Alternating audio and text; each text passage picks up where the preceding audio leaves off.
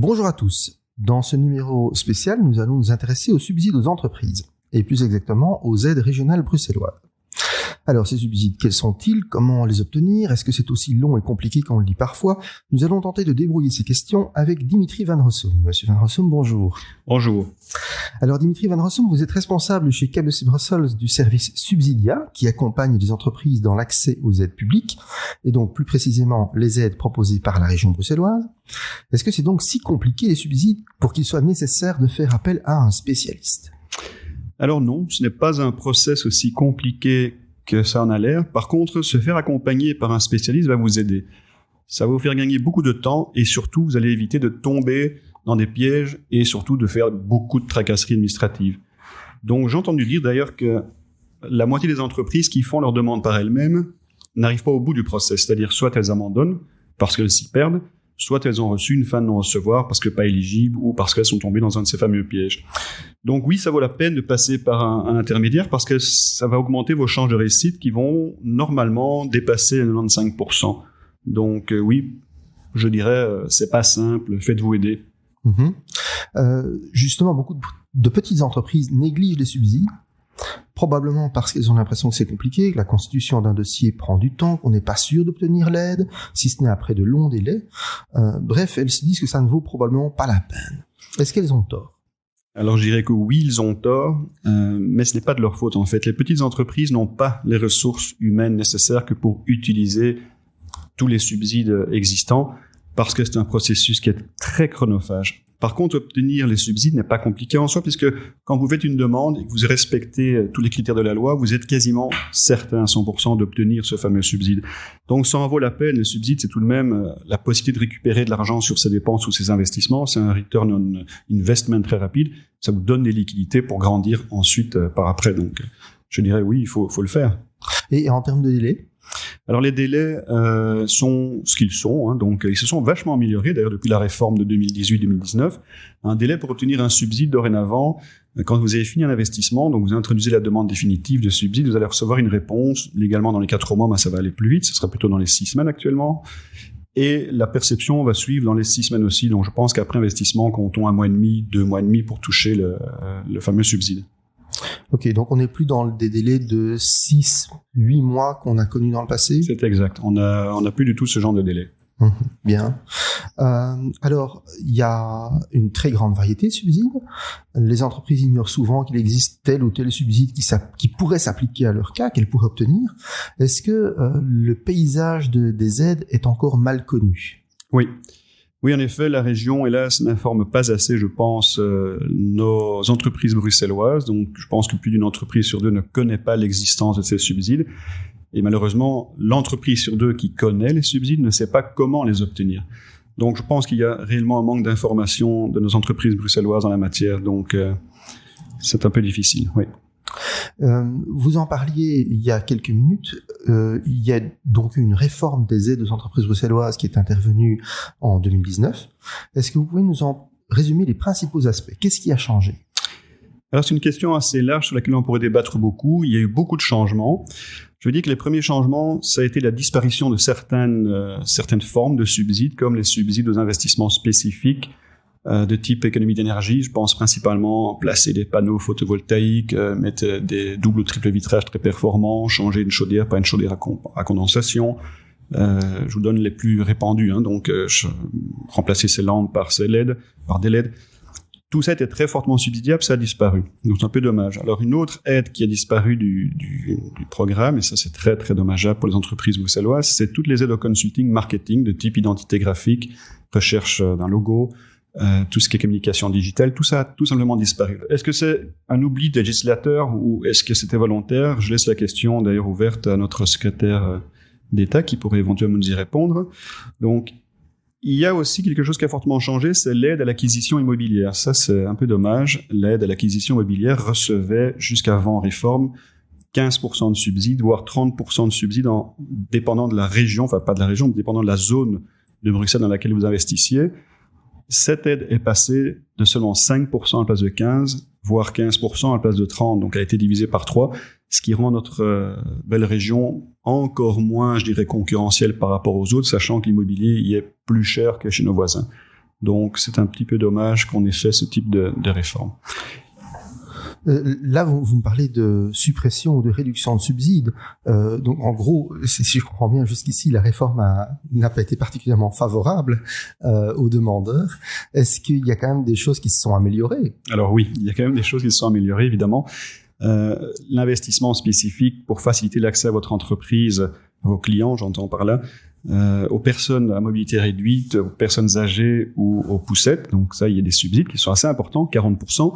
Il y a aussi un point positif, c'est la diminution, on l'a déjà dit, des délais d'obtention de subsides, donc c'est quand même très intéressant. Il y a une facilitation aussi d'introduction d'un dossier de subsides, parce que dorénavant, ça ne se fait plus sous format papier, courrier, etc., mais ça se fait via la plateforme Internet de la région qui s'appelle mybi.be. Donc ça va plus facile, plus vite.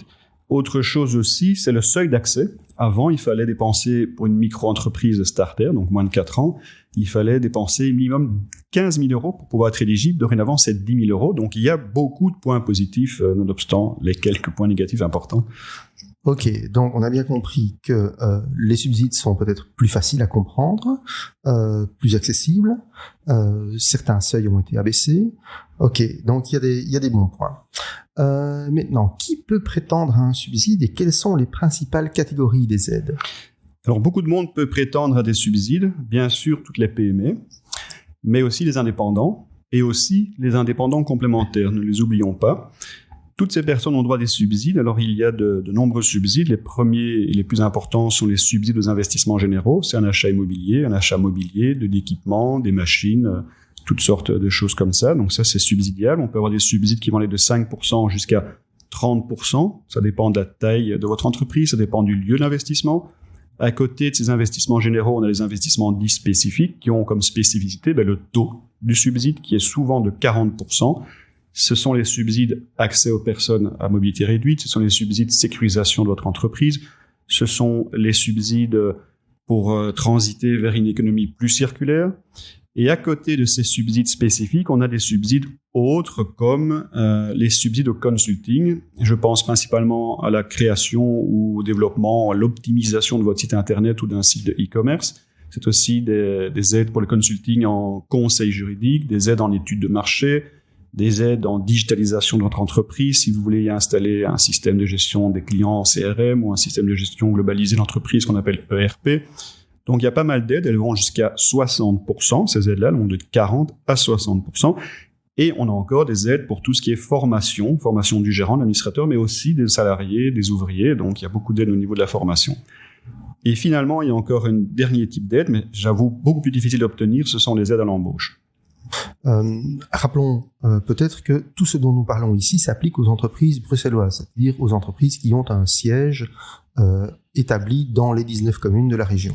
Alors c'est exact. En fait, ces aides sont réservées aux entreprises qui vont investir en région bruxelloise. Donc c'est le lieu d'investissement qui compte. Donc c'est-à-dire qu'une société qui est flamande, établie par exemple à Anvers, et qui va investir dans un siège d'exploitation nouveau ou pour une expansion d'un siège d'exploitation à Bruxelles, aura droit au subside bruxellois, bien évidemment. Donc c'est vraiment le lieu de l'investissement qui va compter. Un autre point important, c'est le moment où on introduit la demande de subside. Est-ce que vous pouvez nous préciser ça? Oui, tout à fait. C'est en effet très très important. C'est la sacro-sainte loi des subsides. Vous devez introduire la demande de subside avant votre investissement ou avant votre dépense qui est subsidiable. Quand j'entends avant, l'investissement, ça veut dire avant même la signature du bon de commande, la signature d'un devis pour acceptation ou évidemment avant un acte authentique chez le notaire. Vous devez le faire, cette demande de subside, 1 mois avant ce premier engagement, parce que la région a légalement 1 mois pour accuser réception de votre demande et cette accusé de réception est le go de votre investissement. Pour les subsides au consulting, c'est encore différent. Vous devez rentrer cette demande 15 jours avant le début de la mission de consulting. Et pour la formation, encore différent, vous devez introduire cette demande de subside au moins 1 mois avant le premier jour de la formation. Il suffit de ne pas respecter ce délai d'1 jour et tout votre dossier de subside va tomber à l'eau, vous ne recevrez pas ces subsides. Donc c'est très très très important de respecter ces délais, d'anticiper vos dépenses et d'anticiper vos futurs investissements. Bien. Alors, en termes de budget, le budget annuel des aides bruxelloises aux entreprises, ça tourne autour des 30 millions d'euros, c'est bien ça? Oui, tout à fait, un peu plus de 30 millions d'euros. Ok. L'an dernier, on parlait, si j'ai bien compris, de 4000 dossiers. Si je compte bien, ça fait un subside moyen de 7500 euros. C'est pas négligeable, mais c'est pas énorme non plus. Est-ce que c'est suffisant?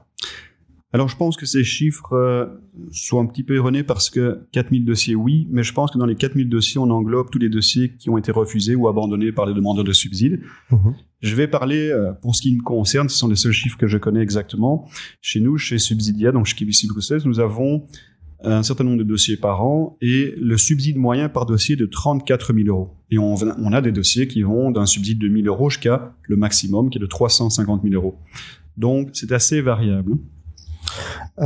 Il faut préciser aussi qu'en dehors de ces aides, de ces subsides aux entreprises, il y a aussi d'autres mécanismes, notamment en matière d'innovation. Bref, l'enveloppe disponible pour les entreprises est plus large que ces 30 millions. Oui, en effet, tout à fait. Pour en citer quelques-uns, je pense que j'en aurais peut-être oublié un ou deux. Il existe de nombreux soutiens aux entreprises par les pouvoirs publics. Je pense par exemple au fonds de bruxellois de garantie qui peut vous donner une garantie externe pour couvrir vos crédits bancaires.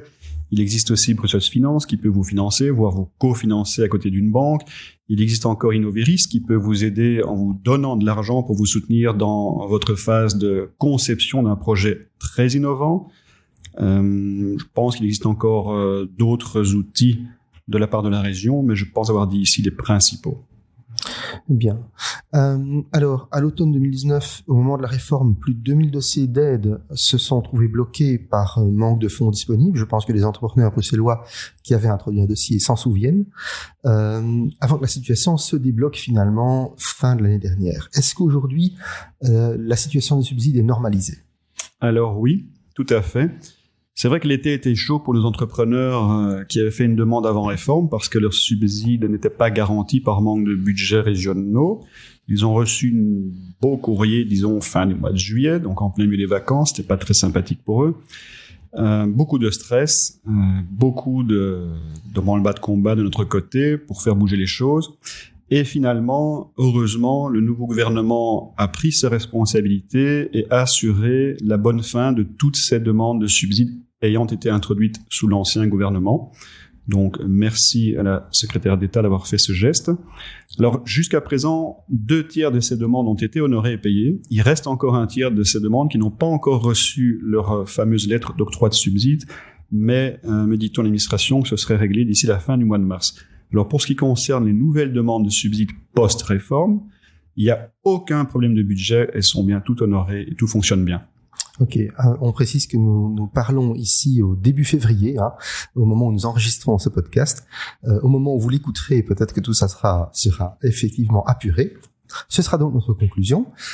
J'espère que cette émission vous aura rendu conscient du fait que des subsides existent, qu'il faut vous renseigner, que différents types de subsides sont disponibles, mais qu'il vaut mieux vous faire aider dans cette matière un petit peu complexe. Pour terminer, rappelons que KBC Brussels et BC ont publié ensemble en 2019 un guide des subsides bruxellois pour les entreprises, coécrit avec M. Van Rossum d'ailleurs. Ce guide est gratuit, vous pouvez le trouver sur le site de BC, www.bec.be, sous l'onglet Media Store, dossier expert, ou plus simplement en entrant le mot-clé subside dans l'outil de recherche. On rappelle aussi, si vous voulez prendre contact avec Dimitri Van Rossum et son équipe chez KBC Bruxelles, une adresse email, subsidia@kbcbrussels.be. Je vous remercie, Monsieur Van Rossum, on va se quitter ici. Et encore une fois, merci à nos auditeurs. Merci, Monsieur Robert, à bientôt.